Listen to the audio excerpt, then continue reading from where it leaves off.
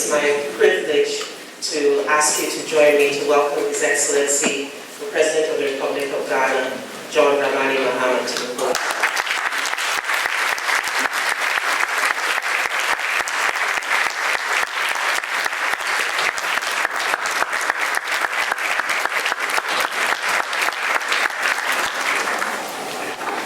Thank you. Well, the videos tell the story, and I'm just going to put the flesh over it. I've been asked to talk about investing in infrastructure. That's exactly what we've been doing over the last few years. Infrastructure is like the skeleton that holds up the body. If you take the skeleton out of the body, it's just left with a mass of flesh. It can't stand, it will fall. And so you need infrastructure to hold up the body that makes us who we are. And so the infrastructure network of any country, the roads, the ports, the airports, the railways and all those things are the skeleton that hold up the economy. And so it just makes sense to invest in infrastructure. We're a very highly political country, and so when you invest in infrastructure, somebody say, but we don't eat infrastructure, we want money in our pockets, but of course, it is infrastructure that drives the economy forward and creates the money that eventually ends up in people's pockets. And so in the last few years, we've been investing very heavily in infrastructure development. When I took over the reins of government, I faced three major problems. The first was the economy. We had instability in the economy. The deficit was at almost 12%. Interest rates were rising, inflation was rising. The cedi, the currency, was depreciating at a very fast rate. And so one of the major priorities was to stabilize the economy. Then the second challenge was major power crisis. Demand for power had exceeded supply. And we were suffering major problems with our generating assets. And so another major challenge was to stabilize the power situation as quickly as possible.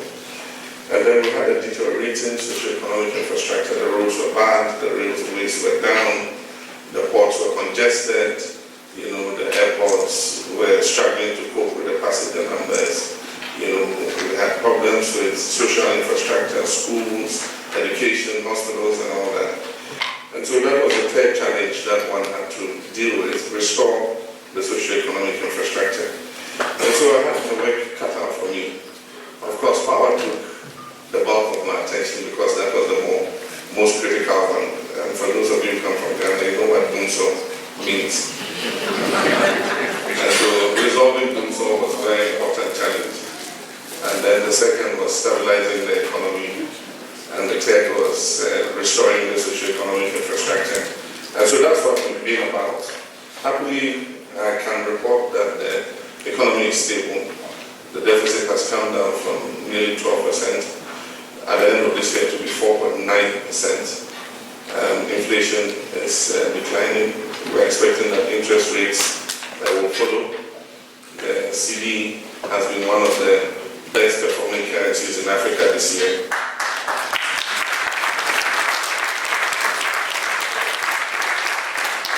Very, very stable. And just yesterday, one of the major credit rating agencies, and it's rare. I mean, the whole world is facing strong economic headwinds, and so if you have a credit rating agency upgrading you, then it means that you have a resilient economy that is being able to stand the economic headwinds. With power, what we had to do was to fast-track emergency generating assets. And so we put on a fast-track some projects that we have been working on. We speeded them up. Like KTPP was a project we have been working on for several years. And it was slow in coming on stream, so we fast-tracked it. And KTPP is working now, it's giving us about 220 megawatts. We also ordered a floating barge, power barge, which is anchored in the Tema Fishing Harbour today. And they call it, if in Ghana, if you go and say car power, everybody knows car power. It's producing 250 megawatts of power. And then we also fast-tracked the Ameri generating plant, which is also another 250 megawatt plant. And so in a short space of time, we managed to put within 18 months 850 megawatts of power generating assets into Ghana's supply. And so gradually supply has overtaken demand again. And so we're able to meet the demand that the country has for power. And so that has stabilized the power situation. But I'm going to concentrate on socio-economic infrastructure because that is what the topic for today is. We've invested heavily in socio-economic infrastructure, and as you saw in the video, the World Bank estimated that Ghana had an infrastructure deficit valued at over $1 billion per annum. It meant that to catch up and create first-class infrastructure, we needed to put in more than $1 billion in infrastructure development every year for the next 10 years. That's $10 billion. And so we prioritized a few areas, 5 main areas. One was transport, the other was healthcare, the next was education, the next was water, and the fifth was power. And the transportation, we sought to first tackle the road network to ensure that we improve the riding surface of all the roads. And so in order to do that, we looked at 2 main vehicles. One was the Cocoa Roads Improvement Program, and the second was what we call the Enhanced Road Fund Programs. The Cocoa Roads Improvement Program, Cabinet approved a policy that any time Cocoa Marketing Board went onto the international credit market and took the consortium financing that they do annually, $150 million of that should go into repairing the roads in the 6 cocoa growing regions. Because roads are important for evacuating the cocoa from the rural areas to the ports so that you can ship it and be able to sell it on the market and make money. And so why not reinvest part of that money back into improving the road so that you can easily evacuate the cocoa? And so that was the thinking behind it. And so we did that. And in the 6 regions, Bronga Afo, Western region, Eastern, Ashanti, Central, and Volta regions, massive road construction is ongoing, repairing both the feeder roads and the urban roads and the highways. In the past, feeder roads were gravel roads. We just put gravel on it, we compacted it, and we left it. And in a few years, when the rain falls on it, it destroys it again. So we decided that all feeder roads should be bituminized now. And so as soon as we bring it to a good riding surface, we put bitumen on top of it and we seal it. And so the roads are able to last longer than they did before. Under the Enhanced Road Fund Program, we put a levy on petroleum. And on that levy, we increased the amount that was going into the road fund from 6 cedis to 6 pesos to 40 pesos. And so as a result of that, it's accumulating more money than it did before, and we're using that to construct roads in the urban centers and the various highways.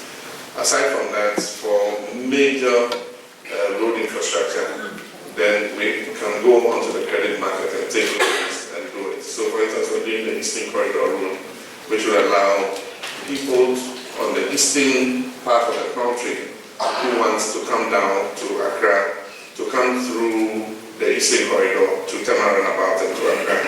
We're also going to develop the Western Corridor so that people on the western part of the country, from the northwestern, from upper west, northwestern part of northern region, from Ahafo, northern part of western region, who want to come down can take the Western Corridor.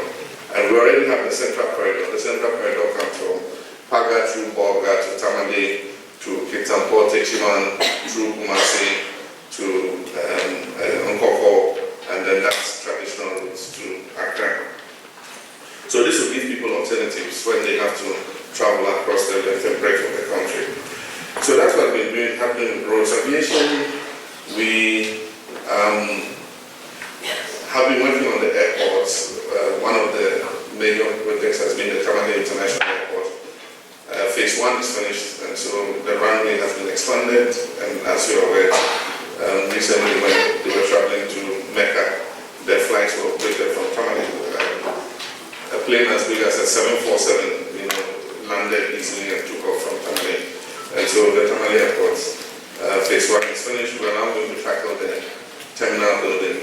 Those from Upper West, by October, that is next month, commercial flights will start from Accra to Wa, which is the capital of the Upper West region. We've also refurbished the Kumasi Airport. We resurfaced the runway. We put on runway lights and navigation system so that we can operate flights both day and night. At first, Kumasi Airport used to close at 6 in the evening. Now it's open 2 hours because the runway lights and the aircraft can land at all times. We're going to build a new terminal in Kumasi because passenger traffic in Kumasi has been increasing quite dramatically. In 2008, there was annual traffic of just a little over 40,000. Today, annual traffic in and out of Kumasi is almost 400,000. That's how phenomenally the passenger traffic has grown. And so we're working on Kumasi Airport. Accra Airport, we resurfaced the runway, we've modernized the runway lights, and we're building a new terminal called Terminal 3. Passenger traffic in Accra has been increasing phenomenally. It was about 800,000, just under 1 million in 2008. Today, traffic into Accra is about 2.4 million passengers per year. And so this new terminal we're building, Terminal 3, can handle 5 million passengers a year. And so it means that we'll have extra redundancy as traffic continues to grow. Because the point is, we want to position Ghana as the aviation hub for West Africa so that transit passengers come through Accra and join long-haul flights to other destinations. And we're achieving that. We're seeing a phenomenal increase in transit passengers because Ghana has safety, Ghana is stable, people are friendly, and the atmosphere is good. And so a lot of people in West Africa who have to catch connected flights feel more comfortable, coming through Kotoka than either through Murtala in Nigeria or through Abidjan in Cote d'Ivoire. So that's what we're doing with regards to aviation. Then we're also expanding the ports. Takoradi Port, phase 1, phase 2, we're on phase 2 now, and that is going to increase the volume of Takoradi by another 60%. So 60% more volume can come into Takoradi. And as you know, Takoradi is the main export port. And so there's going to be a bulk handling terminal, which is currently being worked on, so that we can export manganese and bauxite and the other bulk products that we normally export, cocoa, and then we can also bring in bulk items like cement and other such cargo. Perhaps the biggest investment is the Tema Port. Ghana Ports and Harbours Authority and their partners, Meridian Port Services, MPS, are investing about $1 billion in Tema Port expansion. It's going to create 4 additional berths of 16 meters deep, and that means that the largest super container ships can come into Tema. What has happened currently is the depth of the Togo port is deeper than we have in Apapa and Ghana, and so the heavy ships go to Togo and take off some of their load before they are able to come into Tema or Apapa. And so once we resolve that problem by creating 4 berths of 16 meters, then those ships can come directly into Tema and offload their cargo without having to go and offload in Togo first before coming back to Tema. And that will expand Tema's volume by, it would actually make Tema one of the biggest and most efficient ports in West Africa. And so that is also being worked on. We're working on the railways, investing money in the railways. We started the Western Rail Line from Takrady, secondly through Takrady to Kojokrom. And we're going to continue from Kojokrom to Awaso, and then also take a line through Dunkwa to Kumasi, so that container, because we're expanding Takrady port, it means that more people can bring in their containers through Takrady instead of through Tema. And if you bring it through Takrady, then you can put your container on the railway, and then it will go straight to Kumasi, instead of having to track it by road. And then aside from that, we can also bring down the bauxite and the manganese and the cocoa to the port listening.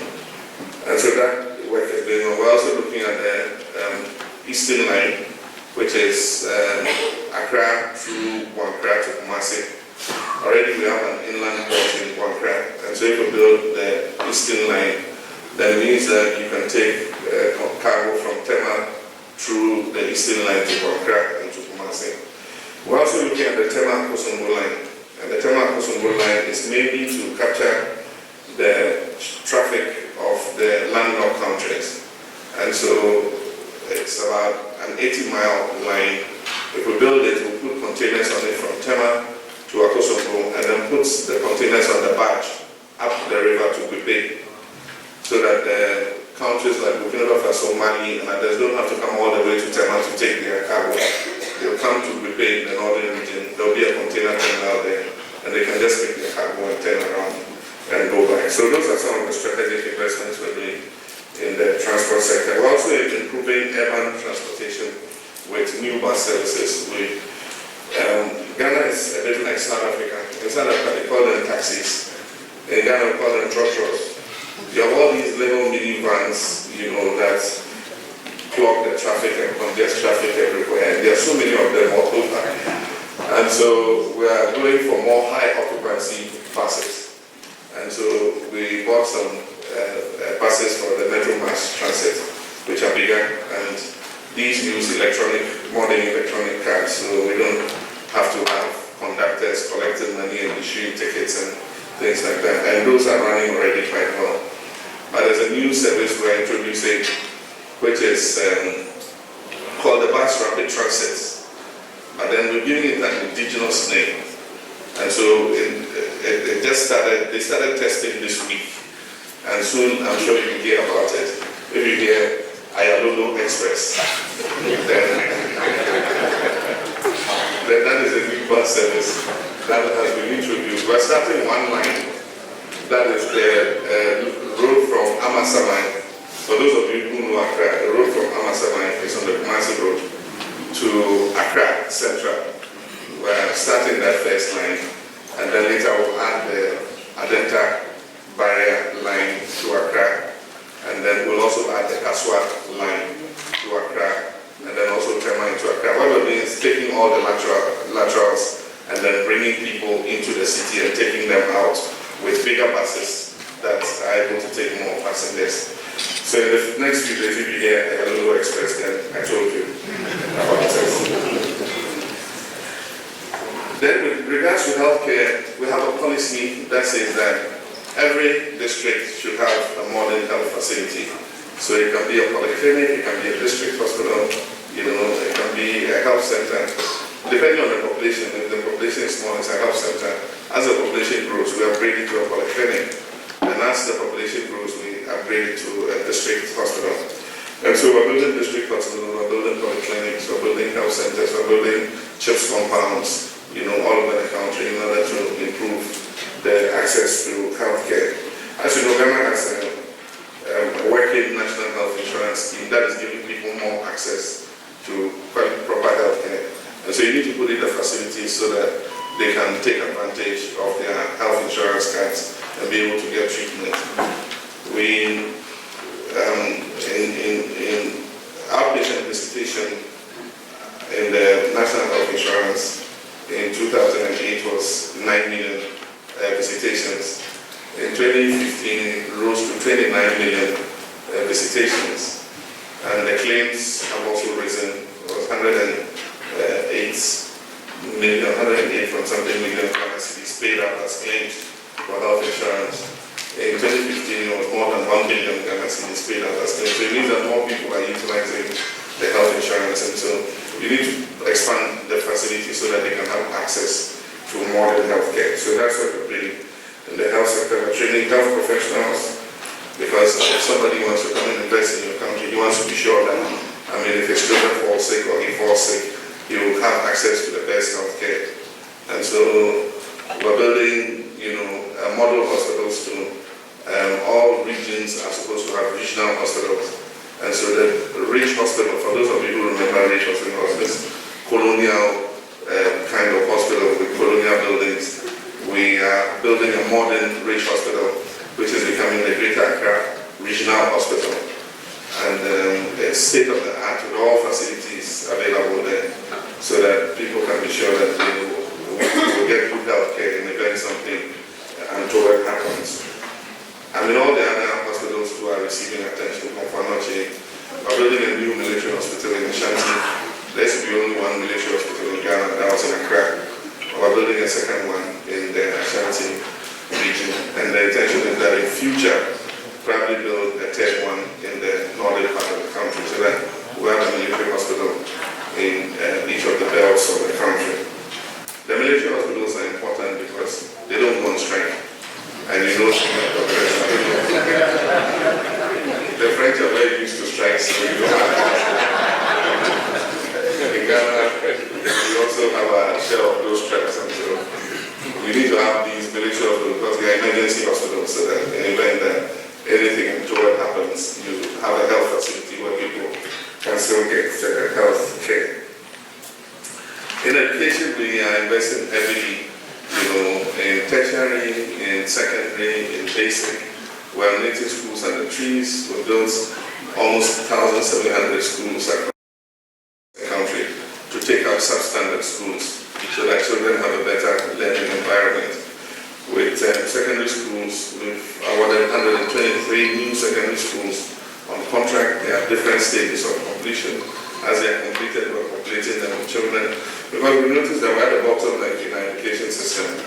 With the MDPs, we achieved the goal of universal primary education. 97% of Ghanaian children are school going in high school. And gender parity is 1:1. The ratio is 1:1. For every boy in school, there's a girl in school. And so you have all the children being, enrolled. And so they continue through primary school to junior high school. And when they get to junior high school, they take their first competitive exam, which is the BEC. And the BEC, when they have taken that exam, some of them pass, but because we had a bottleneck in the secondary level, they had to drop out and sit at home. Because government-owned secondary schools were only 570. And then you had about another 100 or 100 plus private secondary schools. And so there wasn't enough space in these schools to accommodate all the children coming from junior high. And so it's those who qualify with a certain index who are allowed to go. And so others, even who pass, cannot go because there was just no space. And so that's why we decided to expand the secondary level. And so we're building 123. The intention is to build 200. And so if we build 200, it will create more space. The 123 will create about 184,000 new places in secondary school for Ghanaian children. And so I think it's a good thing. The buildings are iconic. We call them the E blocks. E stands for excellence. And so we expect that the staff and students who go to those schools will be excellent because they have all the facilities. They have all the laboratories, biology, physics, chemistry, science lab, ICT lab, every lab. They have libraries, they have assembly halls, they have classrooms, they have everything that they need to make teaching and learning a good experience. And so that is also happening. We are investing in technical and vocational education because business and industry is demanding a new type of skill set. We were colonized by Britain. And in Britain, the kind of education was the grammar school education. The longer your English, who spoke English like a machine gun, then you seem to be very learned, you know. But those types of paths, it's not how long your English is, it is how skilled and experienced you are. And so it means that our old grammar schools must begin to readjust to produce the kinds of graduates business and industry want. And so we have a structural unemployment problem because many students are going to school without taking a look at the job opportunities that they will get when they come out and doing the traditional courses that we have always done. And so they come out and the only space available is in a teaching field, and a lot of them don't want to go to the teaching field, you know, and so it creates all kinds of issues. So we're prioritizing technical and vocational education and training because the construction industry is demanding, you know, such people. The oil and gas industry is looking for people with skills, and the mining sector is looking for people with those kind of skills. And so we need to get our educational system to readjust to suit that, and that's why we're prioritizing technical vocational training. Expansion of water, we have increased from 58% to 76%. So 76% of Ghanaians currently have access to clean drinking water. And we are supposed to gain universal access by 2025. That's the world target. That by 2025, we should achieve universal access to clean drinking water. We're currently at 76%. And so I'm sure that at the rate at which we're going before 2025, Ghana should be able to achieve 100% universal access to clean drinking water. We're doing small town water systems, boreholes. We're using a combination of instruments to provide water to people. With power, we have expanded access. Ghana has the highest access in West Africa. We are over 80%, we estimate 82% of our population has access to power.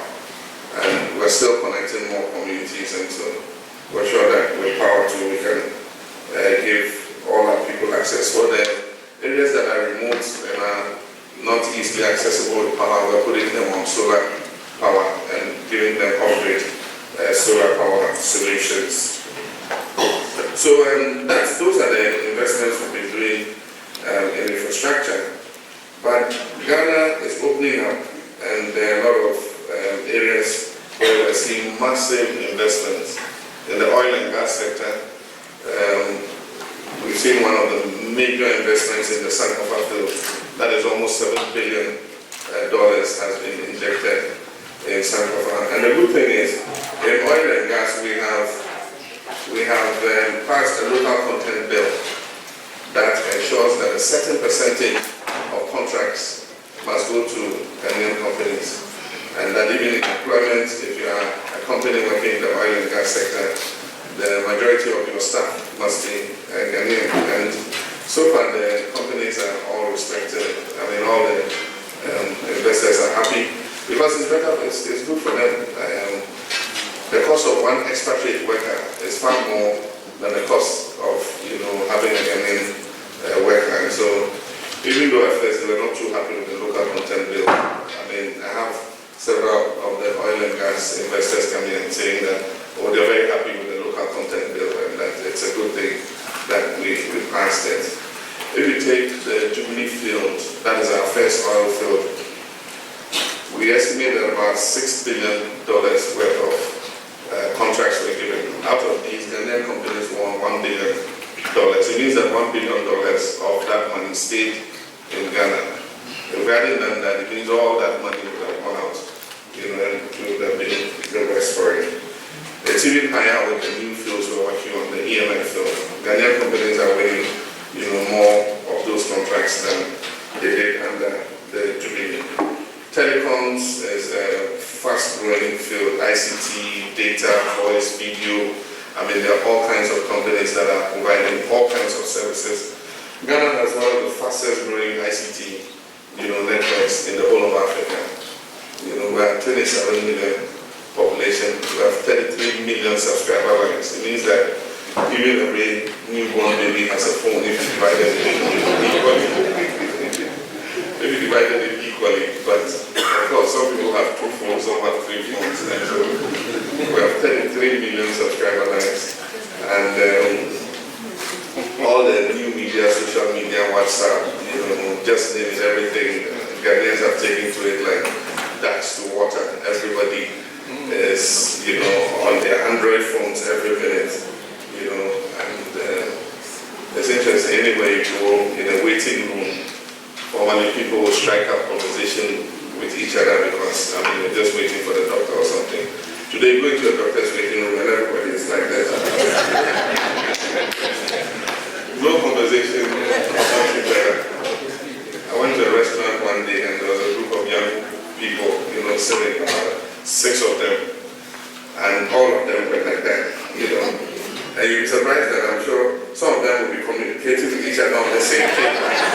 Just talk to each other, you're sitting in front of each other, this one will be talking about that one to this one and all that. It just changed everything completely, And it's good because it creates the opportunity for people to communicate better.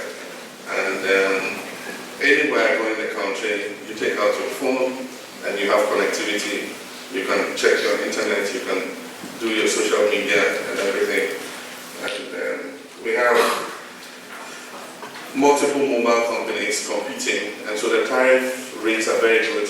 They are not fixed, but because of the competition, they offer the lowest rate. Sometimes when you call within networks, it's virtually free of charge. So it's the benefit of the consumer. Tourism is expanding. More hotels are being built. And a lot of people are investing in the hospitality industry, tourism companies, tour guides, buses, taking people to different places. For those of you who didn't have the opportunity, if you go down, you'll see the exhibition of the Mole Park. The conservation is being done better, so the animal populations are recovering. You go there, you see very many animals, elephants and all of them. And so increasingly more people are coming to visit. And there's an exhibition downstairs that I'm sure if you see, you love very much. Financial services, there are many banks opening up, and microcredits companies are also coming in on steam. Agriculture is expanding. We're seeing an expansion in production of all our staple foods. Cassava, yam, plantain, have all seen an increase in production. Among cereals too, maize has gone up. We're producing above what Ghana demands, so currently we're not importing any maize into the country. The only maize that is imported is yellow corn to feed poultry, but for food, we don't import maize because we're producing enough locally. We've increased rice production by 100%. In 2008, we were producing 301,000 metric tons. Today we're producing 604,000 metric tons. And we expect that by 2021 we should hit 1 million metric tons. That would make us able to meet Ghana's demand for rice. Currently we're meeting 60% of our demand, and we're importing about 40%. So by 2021 we want to make sure that we are not only meeting our demand, but probably become a net exporter of rice to other countries. There are many foreign companies involved in agricultural investments, and there are French companies in the agricultural and agro industry. My good friends Tutor are one of that group, and Compagnie Fruitier, so many French companies have invested in the agricultural and agro processing area of Ghana. One of the interesting areas is cocoa. We want to add more value to our cocoa rather than just keep exporting the raw beans. And so currently we anticipate that we are processing about 30% of the total crop. We want to increase that to 50%, and so there's more room for cocoa processing companies to expand their production.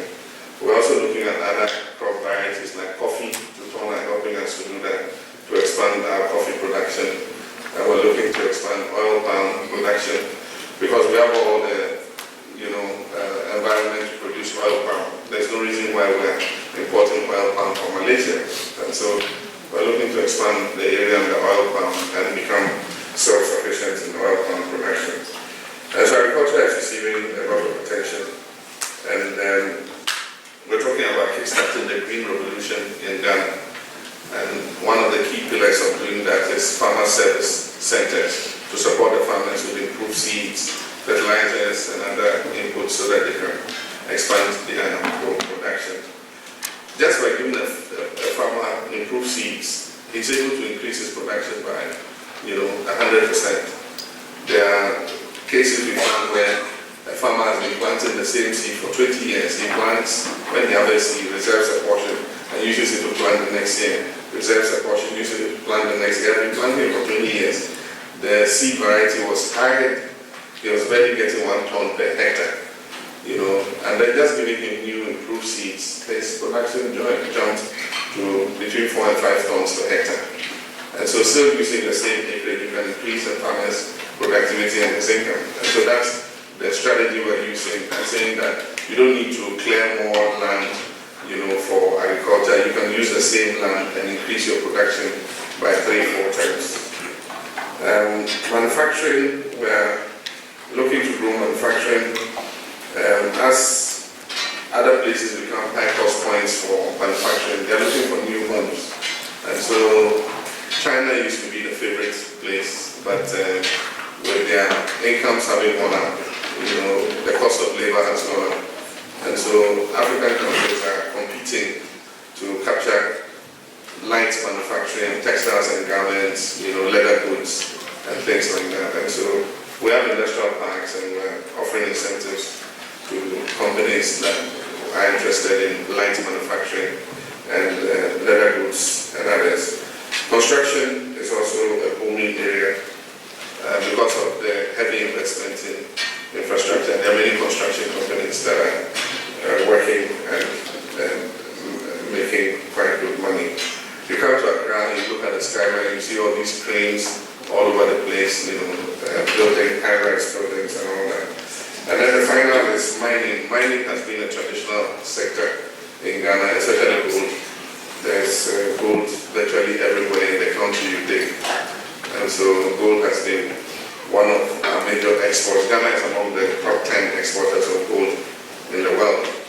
It has its advantages and it has its disadvantages. The disadvantages are the galamsey operators. They are muddying all the waters and all that.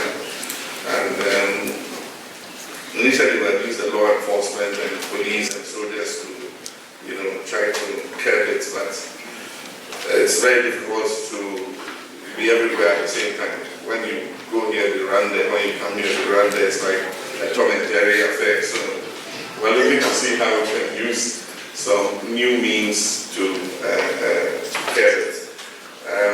What we're doing is to segregate it. We have large-scale mining, like you have gold fields of South Africa and all the other big companies, Anglo-Gold, Ashanti, and all of them. And we have only 2 categories, large-scale mining and small-scale mining. Ghana's prospects are bright. It's projected that from 2017 we will grow at a respectable 8%, and it could increase beyond 8% going forward. And so, okay, this is my time. It's over. Thank you.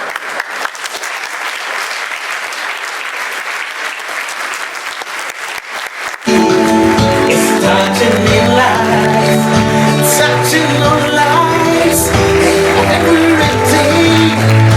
Shine now, come on now, GTV,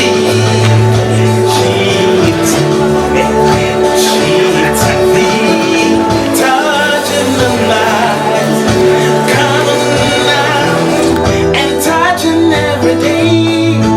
Keep on knowing.